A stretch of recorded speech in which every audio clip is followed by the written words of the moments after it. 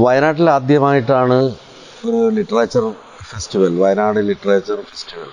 വയനാട് വാസ്തവത്തിൽ മലയാള സാഹിത്യത്തിൽ പതിറ്റാണ്ടുകൾക്ക് മുമ്പ് തന്നെ പലമട്ടിൽ ആവിഷ്കരിക്കപ്പെട്ടിട്ടുണ്ടെങ്കിലും വയനാടിൻ്റെ പ്രകൃതി, വയനാടിൻ്റെ ജീവിതം ഒക്കെ സാഹിത്യത്തിലും സിനിമയിലും അനവധി കാലമായി ആവിഷ്കൃതമായിട്ടുണ്ട്. പക്ഷേ വയനാട്ടിൽ നിന്ന് വളരെ പ്രമുഖരായിട്ടുള്ള എഴുത്തുകാരും സമീപകാലത്ത് ഉണ്ടായി വന്നിട്ടുണ്ട്.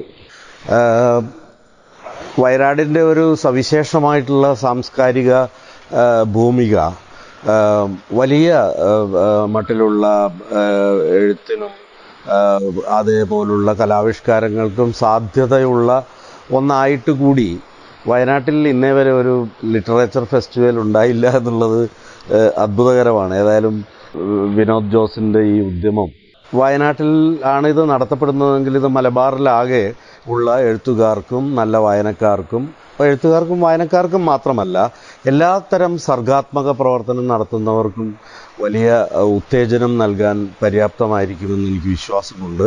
ഒരു വയനാട്ടുകാരൻ എന്ന നിലയിൽ വയനാട് ലിറ്ററേച്ചർ ഫെസ്റ്റിവൽ ഒരു മഹത്തായ സംരംഭമായിട്ടാണ് ഞാൻ അതിനെ കാണുന്നത്. അതിൻ്റെ സംഘാടകർക്കും അതിൽ പങ്കെടുക്കാൻ വരുന്ന ഇന്ത്യയിലെ പ്രമുഖരായ എഴുത്തുകാർക്കും ആസ്വാദകർക്കുമെല്ലാം ഞാൻ ആശംസകൾ അർപ്പിക്കുന്നു. നന്ദി, നമസ്കാരം.